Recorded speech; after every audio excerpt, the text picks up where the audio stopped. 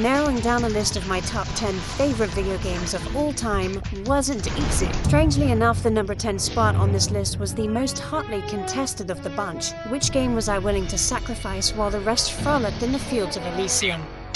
I gotta say, it wasn't the easiest decision, but after some time, the choice was clear.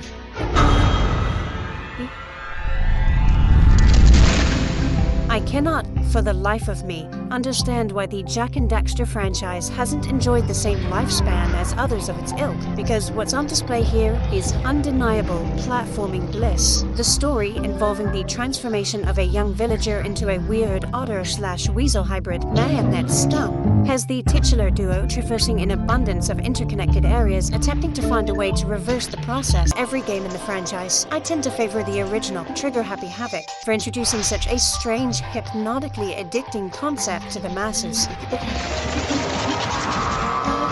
It's no doubt light on the video gaming elements of most other games on this list, but the story and characters here, they're god tier. Legitimately, I remember playing this game, going to work the next day, and just thinking, Jesus Christ, like, who's going to die next? And just not doing any work because I was engaged in premature mourning periods. Danganronpa certainly coasts on its narrative as well as a triple S ranked soundtrack, and for that reason, I'm sure I'll look back on this list a few years from now and think, really? Danganronpa made it on this list, and not something that both plays well and delivers a knockout story. But here's the thing, I just can't deny how head over heels I was for this franchise as a whole because of this one game.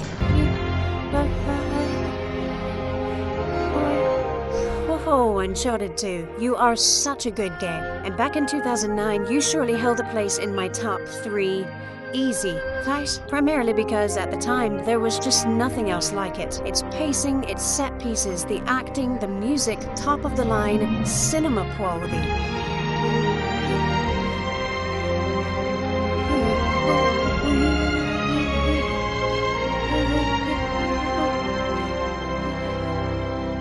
Back before things were so Last of Us melodramatic and open for no reason at all, back before the set pieces were held together by duct tape in Uncharted 3, Uncharted 2 was ghost riding its train straight down the collective gullet of anyone seeking a gripping Indiana Jones-esque adventure full of tight, helicopter-slaying action. Galaxy guys. Following the swashbuckling misadventures of Nathan Drake and his army of journalists, thief, old person, and cameraman,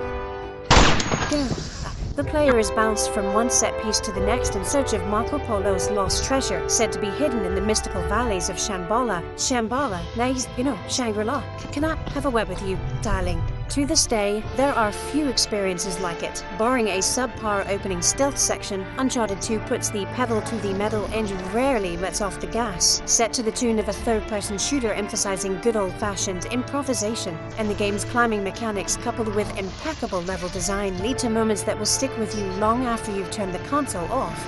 Rapture. If I were to attempt to describe BioShock to a complete stranger, by the end of the conversation, I'd probably end up in an insane asylum, or signing a 4-year book deal, whichever comes first. Truly, Ken Levine's magnum opus remains a blueprint for how to build a convincing, shockingly realized world. Welcome to Rapture, the world's fastest-growing pilot joke. The hallways of his underwater utopia termed nightmarish hellscape are full of genetically altered splicers, and little girls ushered from one dead body to the next by their elite guardians, the Big Daddies. Surviving a plane crash, our protagonist Jack is woefully introduced into this fragile ecosystem. Rapture is a city packed to the hilt with environmental storytelling. In fact, much of the narrative is filled in through audio diaries, a clever technique that gives us multiple perspectives on the same issue. I believe in no God, no invisible man in the sky, guiding us through the warped and twisted philosophies of Rapture's grand architect, Andrew Ryan. BioShock scoffs at rough edges. It's a game so tightly paced, so narratively rich that it's easy to forget how fantastic its gunplay looks and feels. The freedom of choice provided by its ability modifiers, the shocking in-game twists. In the year heralded as one of the industry's greatest, it's telling that BioShock is often cited as one of 2007's best titles. And out of every game on this list, this is the one that changed spots the most. And on a perfect day, I could easily see it landing somewhere in the top 3. Look at the bright side. Regardless of the generation, Final Fantasy ceases to be anything but final. These games have this insanely weird pull that makes it tough to get out of orbit. Maybe it's the franchise's dedication to cinematic excellence on multiple fronts, the charm its characters oftentimes exude, or the fact that, regardless of which game you play in the series, you'll most likely be getting an experience that you could easily define as truly unforgettable. You've got Final Fantasy X was unlike anything I have played before. I had to think and strategize, building a team of guardians so that maybe one day, this world, this insanely beautiful, vibrant world, wouldn't have to be afraid anymore. I have a deep connection to Final Fantasy X. I think it has one of the better combat systems in the franchise, and it also gives the player a nice sense of progression through its sphere grid system, allowing for complex character builds should you be into that sort of thing. It's also a masterclass in effective world building. Spira is one of the most finely crafted video game environments I've ever had the pleasure of exploring. Now, I want you to take all of that praise, pretty much everything I just said, and apply it to its more successful younger brother. What begins as a group of freedom fighters attempting to save the planet from a corrupt organization quickly turns into a fight for survival against a silver fox overcompensating with his giant uber sword and propensity for warmer than average temperatures. What makes all of this even more impressive is that Final Fantasy VII didn't have any voice acting, or non-polygonal characters, or insane laughing sequences. It was just a massively impressive RPG. It had a stellar combat system, phenomenal characters that actually made you feel those pesky emotions underneath all of those jagged shapes, and a soundtrack that can't be called anything other than flawless.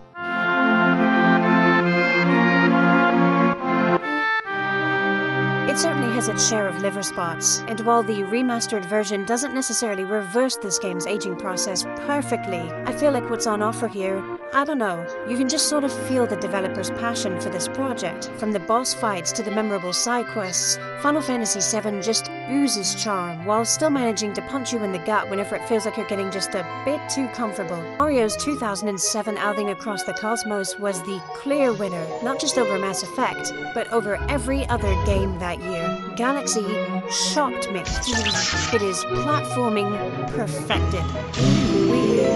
Nintendo has this really weird knack for taking a single unique mechanic, the gravity shifting, and milking it for all it's worth. And not in a bad way. You can tell that the developers are just having fun. That feeling comes through 100%. The first time I skated on platforms of lava or navigated a gravity-defying donut in the middle of space, it just put a huge smile on my face. This game is here because from every conceivable perspective, it's practically flawless. Presentation, just about as good as you're gonna get on the Nintendo Wii platform. Gameplay, as we've pointed out, pretty much perfect. Music,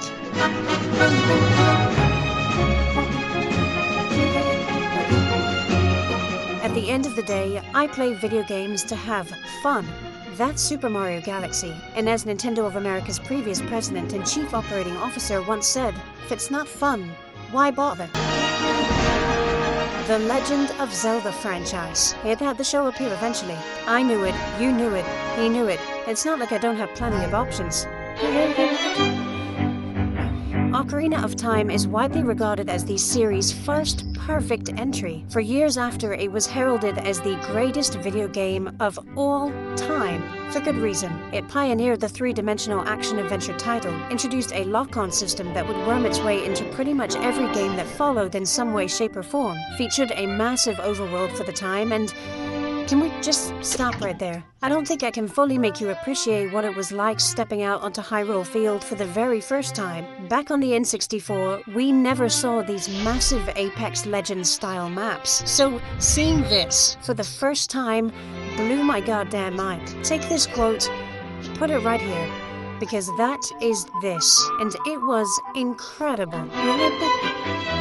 Link's journey through time to save Hyrule from Ganondorf's sinister organ music is iconic in and of itself. The dungeons, the combat, just absolutely stellar for its time. And if you played it as a kid in the late 90s, it is the embodiment of childhood nostalgia. Every note of this intro is somewhere in your brain, whether you're willing to admit it or not. Now, it hasn't aged insanely well, but it's well over 20 years old at this point, so I'll give it a pass. Coming from such a prestigious license, I expected Dragon Quest VIII Journey of the Cursed King to be pretty solid. What I got was a rare, uncut diamond radiating absolute perfection. Uh-oh, here comes trouble, Guff. An evil jester, Dolmagus, has covered a castle in deadly thorns. The king has been turned into a troll, his daughter into a white horse. While you, a castle god, were unaffected by the curse. Resolute, the group journeys across the land in search of Dolmagus, hoping to reverse his spell. We must go after him at once. It's very much a throwback to classic RPGs, while its competition featured flashy, over-the-top cinematics where, like, what the f*** is even happening here? Dragon Quest VIII was building its world and its characters, slow and steady. Its presentation bringing Akira Toriyama's designs into glorious 3D for the first time in the franchise's history. That's not to mention the American version was blessed with some of the best voice acting this side of most 90s anime dubs. They've nothing you but the best shit. Always sailing of a poor Calabobby's head. You can tell they're giving it their all, that's what's important here. Resident Evil 4 is the quintessential third-person shooter, a landmark title not only for its genre, but the industry as a whole. I was wondering if you might recognize a girl in this photograph. Following U.S. Special Agent Leon S. Kennedy in his attempts to rescue the president's daughter from a Spanish cult, Resident Evil 4 turns up the heat by smothering the player in a foreboding sense of tension that rarely goes slack. All the while, Leon slinging quips and one-liners at virtually anything with a face. And to my shock, it actually works incredibly well. I've sent my right hand to dispose of you. Your right hand comes off. RE4 is the gold standard, not just because of what it pioneered with its camera placement and interactive cutscenes, but for how stellar its pacing is across 2 separate discs. And the experience is very much tailored to how you play. Purchasing and upgrading weapons in your loadout is one of the keystones of Resident Evil 4's design, ensuring that each subsequent playthrough feels wholly unique. Barring the Wii version, aiming without a reticle places you firmly in Leon's shoes. You'll feel the kickback of every shot. Enemies react based on where they've been hit, and knowing when to move in close for a crowd-clearing roundhouse kick is all part of the game's intricate ballet of creating space where there seems to be none. In terms of game design, presentation, story, replay value, Resident Evil 4 is at the top of the class. The necessary shot in the arm its franchise needed to stay relevant, and in a lot of ways, it's still doing that today. I mean, look at how many consoles you can play this game on. Coming soon to a toaster near you. Video games have been a passion of mine going on almost 30 years now, and over time, it's easy to become a bit jaded. I find I'm far more critical of a lot of big-budget modern-day releases than I would have been even 10 years ago. Burnout began to set in quick. Sequelitis was taking its toll, and no matter what game I played, I had a list of criticisms at the ready, because, in the words of Kenny Rogers, they just don't make them like they used to. My number 1 pick was The Exception, representing the freedom of expression and joy of exploration this medium is poised to deliver.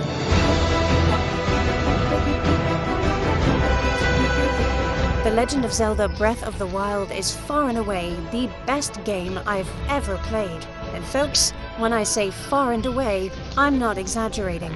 It's not even close. In terms of open-world design, Breath of the Wild is on another level. To list off everything that makes this game a complete genre-defining masterpiece would be a fool's errand. Everything, even watching as villagers react to a sudden change in weather, comes off as almost magical, ahead of its time. I'm sure it has its flaws, the durability system, the lack of dungeon variety, but here's my counterpoint.